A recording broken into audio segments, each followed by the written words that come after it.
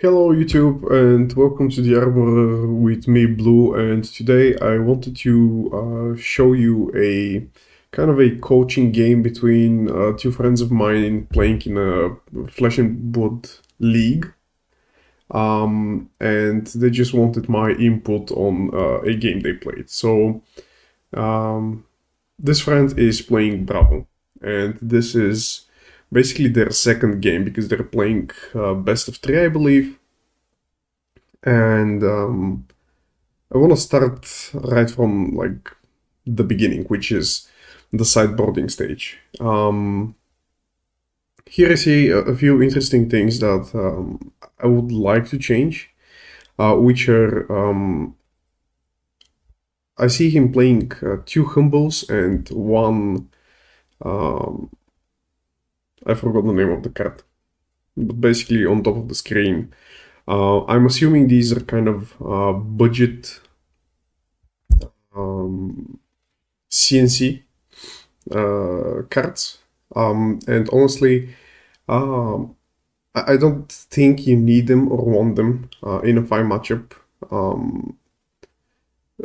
especially Humble. You know that this is a Kodachi Fai, so they don't really use their ability all that much by default, and you're just adding a red 2 blocks to your deck, which I do not like. And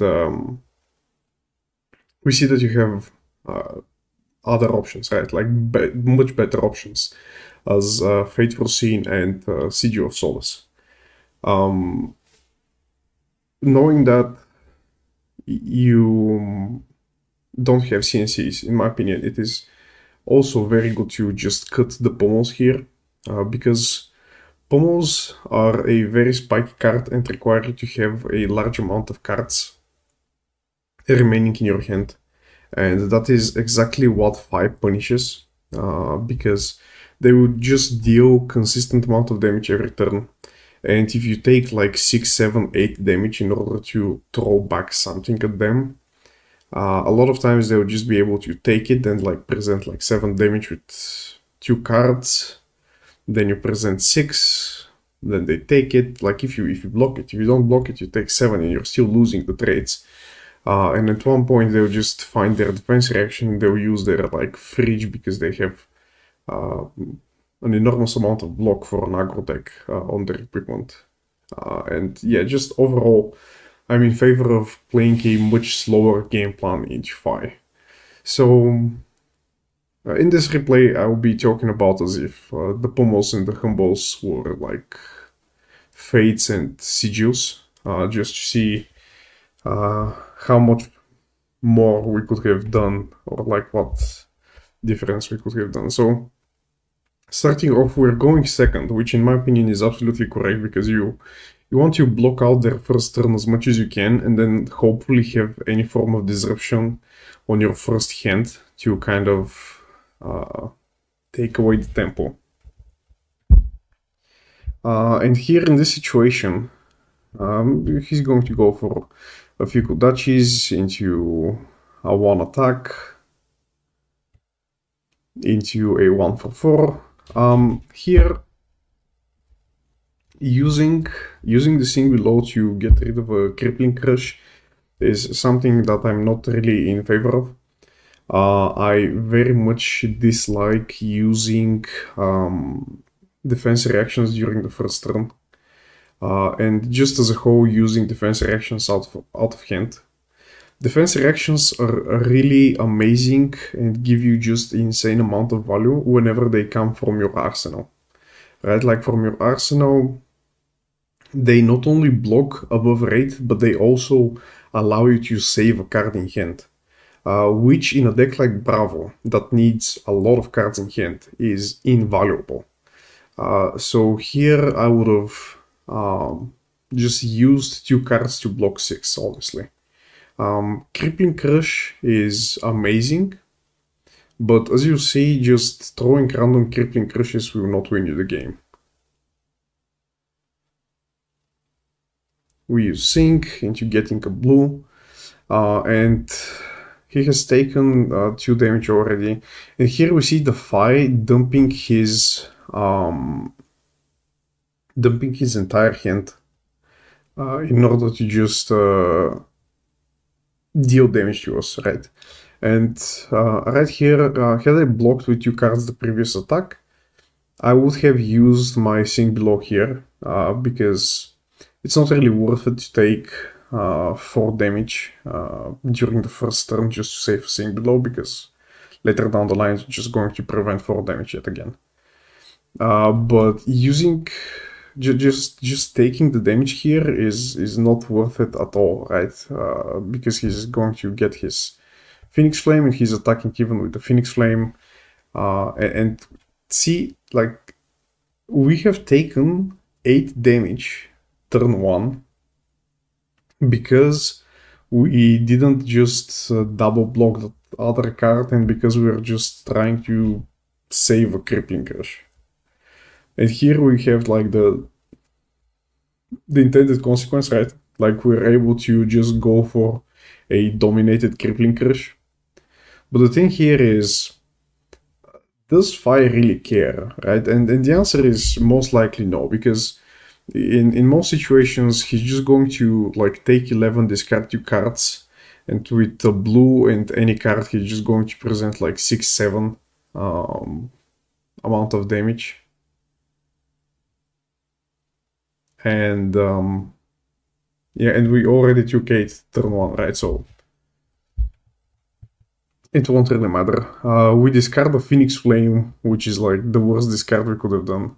We draw into a Terra Sunder. Terra Sunder is another beautiful card from Arsenal, because if you manage to get it into Arsenal, it then allows you in a later turn to just block with 2 cards and use 2 cards and the Arsenal in order to present a 7 dominate discard card, which is something that they will use their armor on sometimes, which is great, right?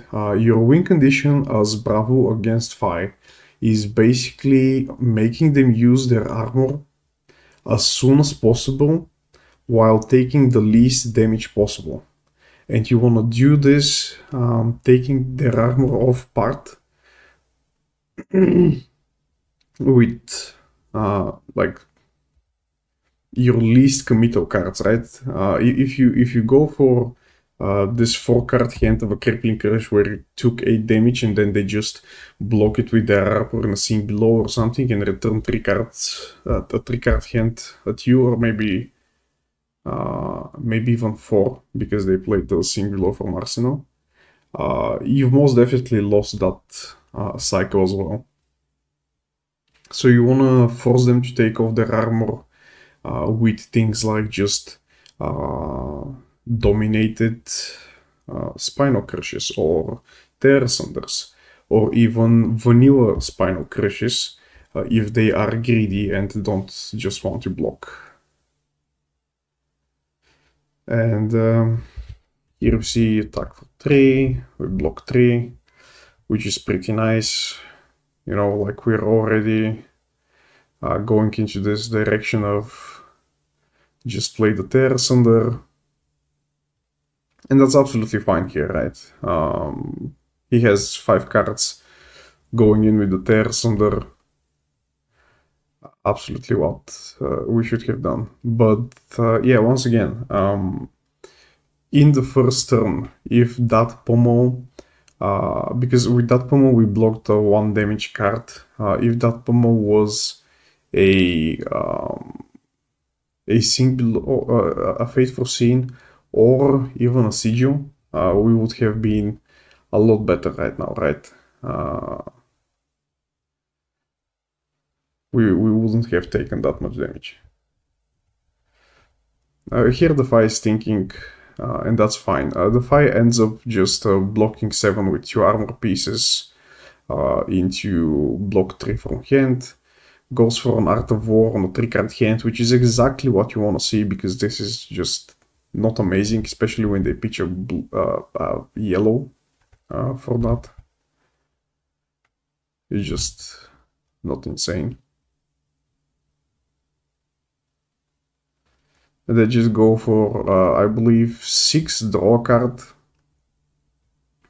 Technically here, in these Art of War turns, you want to block, right? Like these are the spiciest turns that Fai is going to offer, and you just want to block during these turns. And once again, using Sync Blow from hand on not on hit effect just for pure defensive value, this is not worth it, right? First of all, just repeat once again. Sync Blow, Fate Foreseeing, like these defense reactions are amazing when you use them from the arsenal. So if you manage to just block their turn as much as possible and just keep one card, arsenal it, and then draw up, this is going to allow you to keep significant cards and hands later down the line. And it's going to allow you to block a lot more efficiently similar or actually much better Art of War turns, where they have like pitch a blue into Art of War into actually having 4-card hand plus arsenal instead of like 3-card hand. It's going to help you there as well. It's going to help you immensely. And against Fai, you really need to keep your defense reactions as long as possible. The reason for that is because Fai is one of the best users of Snatch, and Snatch is very punishable, because even if they cannot continue their turn after the Snatch, they'll just grab a card, put it in Arsenal, and then they'll just have 2 5-card hands in a row, and that's going to leak damage. And the way you prevent that is just using your defense reactions on the Snatch. If you use your Armourer on the Snatch, it's still doable, but they'll have more Snatches. And they'll have more cards that you want to use your armor on. So yeah, I'm just not in favor of just like blocking 6 damage with a Sync when we could have just blocked 6, right? Just dip 2 cards in order to just block it. Right, and we would have defended this with a card in hand.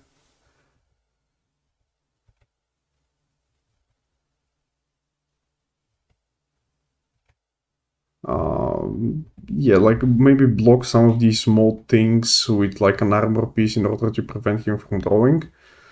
And we would have taken less damage right here, right?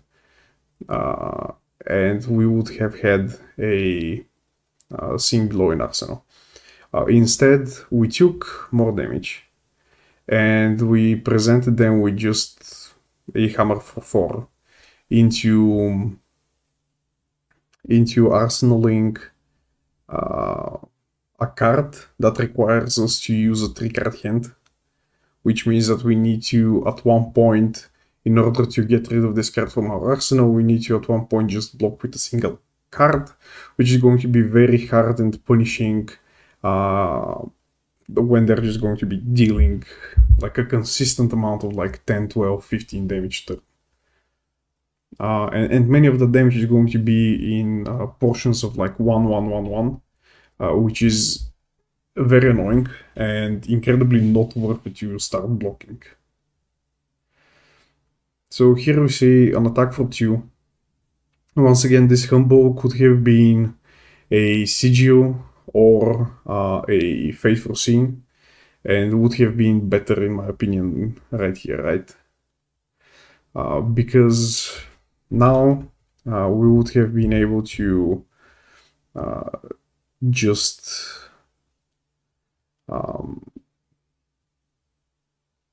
like either heal 3 or just use a block 4 plus like maybe the boots that we saved last turn instead of blocking with them. And here we're using the entirety of our armor. We're blocking for 1 more than needed, which is already a value lost. And he still has like 1 card more. He's going to go for 5, deal 2 damage. Now he comes in with like a Soda Wound. And we can't really do shit, right? Because we need this 3-card hand in order to get rid of what we put in our arsenal, which could have been just a Sync, and we could have saved the block on our feet. So we could have blocked the clean 5. Then we could have blocked like everything else, leaving us with just like either a sigil or a sink in hand, and just like reduce the damage of the soda wound greatly, and like maybe just remaining with like a blue in hand or something like this, who knows. But right here, Fai is like, sure, buddy, right? Like, I'm just going to block some and like just pass the turn. Right.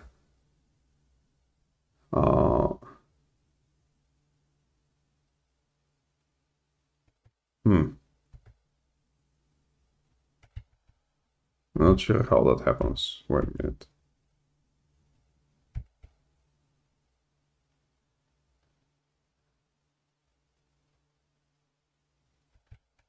Did he play something? Oh, okay. My bad. Okay, so he plays Reinforce the Line as an instant speed, stopping the effect. Which is, once again, right, a reason why we do not want to be taking these huge amounts of damage in order to just present these Starstrucks and like dominated effects, right? We want to take a lot less damage, like practically 0 damage is what we want to take when we're presenting these turns, because it's simply not worth it, right? We lost like 8 or however much health last turn in order to present them with this attack, and they just blocked with 2 cards from hand, lost 3 life, and now they are once again on the offensive. And we, like, in order for us to try to take the tempo again, we will have to once again lose life. And that's just not cool, right? Because we're like losing two cycles in a row. And Bravo really has this problem with keeping the tempo, which is why, in my opinion, just playing this reckless try to win the tempo game turn for turn by just dominating everything game 1, it just doesn't work, because it just gets so easily stopped and outvalued by just blocking the crush effects because of how card intensive it is, right? Because you basically pitch 4 cards to deal 10 damage, and like the base rate of damaging cards is like 3. So essentially, like 5 with the same hand is going to just deal 12 damage. So he just outvalues you this way. And the way Bravo compensates with that is with the powerful effects. But when your opponent just blocks out the powerful effects, you're just left with very below average damage. Which is once again a reason why we do not want to be taking like 8 in order to present 11. Because even in the previous game, which I'm not showing in this video, there were situations where you were so down on health to the point where the Fai is like, yeah, sure, like just take 11, present some shit. And I believe it even happened in this game, right? Because we lost like 8 life turn 1 in order to save a Crippling Crush, and then we sent the Crippling Crush, discard 2 cards, and it didn't matter. So yeah, he's going to attack us here.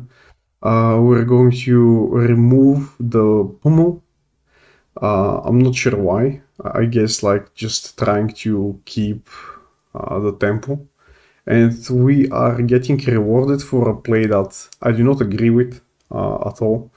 Right, just like blocking vanilla damage in order to filter your hand instead of like filtering your arsenal and just gaining like an additional card with this deck feels like very subpar, but sure, like we get rewarded sometimes you have like this gamer sense that you know, like basically you're going to draw the nuts, and you do draw the nuts.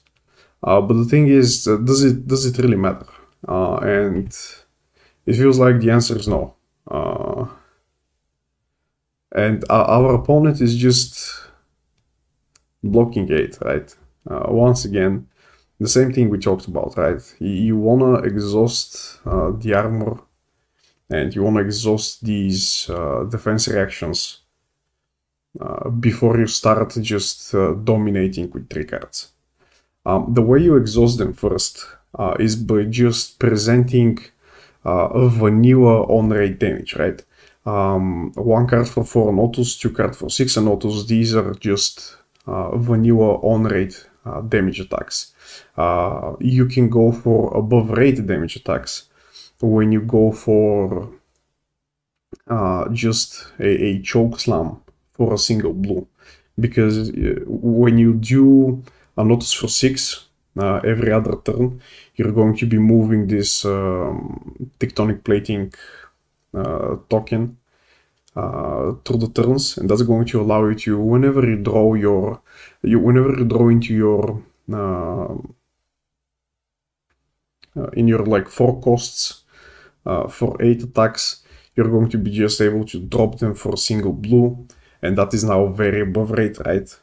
2 card 8 is above rate. That means like each card represents like 4 damage, and on top of that they have a non-hit effect, which Fai kind of cares about sometimes. So you wanna be doing that.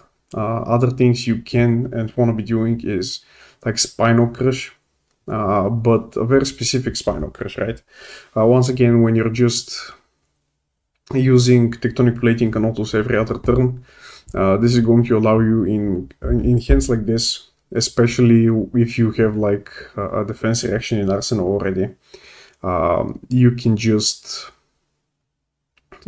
like block out, put the Spinal Crush in Arsenal, and then later down the line, when you go for a Notus and tectonic plating next turn, you'll be able to like block with 2 cards, and then with 2 cards present a dominated Spinal Crush, which is like very non-committal, like compared to the turns we've had up until now, right?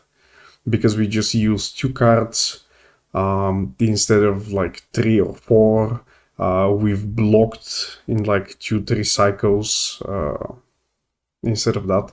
And when we do that, they will be forced at some point to just use their defense reactions. The reason why they will be forced to do so is because if they keep a defense reaction in their arsenal in order to answer our big dominating crippling crushes that we took 8 damage and used 4 cards to send, which they should do. And if they do that, that means that for as long as we don't send these turns, they're kind of losing offensive value, because they, instead of being able to just put offensive cards inside their arsenal each turn, they will just have the scene below, and they will just be attacking us with a 4-card hand after 4-card hand while waiting for us to present this dominated attack. And that's great, right? Because the 5-card offensive hands are the ones that we are scared the most of. Like the rest we can kind of sort of block and match the value with just a single Notus or a Notus for 6. And if they just take Notuses, they'll get to the point where just catching them in an off turn where they do not have a defense reaction is just going to win you the game, and so on. So here the situation looks dire, right? He's going to go for like Kodachis into double strikes, which is incredibly annoying. You see we're using our armor here, then we're going to go for like dominate crippling crush. The cool thing here is that he does not have enough armor to just block it with a vanilla 3-block card. but he has just enough armor to block it with a single defense reaction, which it's very possible that he has, right? And once again, we're in a situation where we had to keep 3 cards in order to do that. Which is horrible, and we see him just, block, use the instant, blocking for 7, and now we're again in the situation where we took some damage, we presented like a 3-card hand that got blocked by a 2-card hand from Arsenal, right? Like the value blocking from Arsenal that we want to do, the Fai is doing, and now he has like a 3-card hand with a blue, continuously presenting these Kudachis that we can no longer block, right? Because we took a large amount of damage for just in order to swing back, but it was just not worth it. And the game here is very dire. We'll probably continue taking this damage because our only chance right now is for like just Spinal Crush to just work somehow. But like just taking damage means that he is just going to be drawing cards off of the mask. And we're like almost dead. And we're now, you know, like Hail Mary, hoping that we will just like hit this. He will just have like only 3 attacks, right? He will not have something like E-Strike. But what? Did he have a defense reaction? No, he just decides to block 5. Which is obviously not amazing, but I feel like it probably doesn't matter right now. He's going to attack us for 5, which is great. That means that we cannot just keep a single card. Not keep a single card, but it means that we cannot block it with a single card, unless it's a defense reaction, but even then we get to like 1 life, which is very bad against Kudachis. We go with the Humble here. Humble here achieves absolutely nothing, but if it was a Sigil and the pummel was a Fateful Scene, we would have been able to, with these 2 cards now, instead of presenting 6 damage, we would have been able to go up to 5, and then have like a defense reaction for this 1/4 Mounting Anger. And we would have been in much better situation because we would have needed to just block with the defense reaction and then 2 cards from hand, and then still have Choke Slam off of 1 card, which is exactly what we're seeing. And he just continues with like Mounting Anger into 4 attack, into 4 attack, into Snatch, and we lose the game. That's it overall. My like biggest criticism, or like what you should take away from this game, is the beauty of Bravo, and like the reason why Bravo is strong is exactly because he is able to play a slower game the same way old him and other defensive decks like my defensive Contract Uzuri. But his strength comes in that whenever your opponent has a slightly bad turn, the punish you can do with Bravo on those turns is just massive, right? Like your opponent stumbles a single hand, and instead of presenting like 15 damage, just presents like 6 or something, and you just notice that, and you're like, okay, you know, it's time. It's like, okay, just I blocked 3. I've taken 3 damage, now I can swing with like 11 Dominate. And now your opponent's like, you know, fuck. You know, like, that's how you want to play it. Because if you're just trying to go for this, take any amount of damage, you just go for these dominated cards in the hopes that your opponent is just going to take the entirety of the damage. Or like just enough of the damage, and you're going to then just stop their turn. that's not going to work a vast majority of the time, right? A lot of decks right now have very good two-card hands, even against something like not Spinal Crush, but Crippling Crush, right? Imagine you take like 5 damage, 6 damage, like especially in these situations, like in this game. Imagine yourself taking 8 damage to send a Spinal Crush, and you like discard your random cards from their hand, they take 11, so you're 3 damage hit, but then they, with that 2-card hand, just present you with either E-Strike, draw a card, you have an Arsenal, or just E-Strike for 7. And it's like, what you're doing now, right?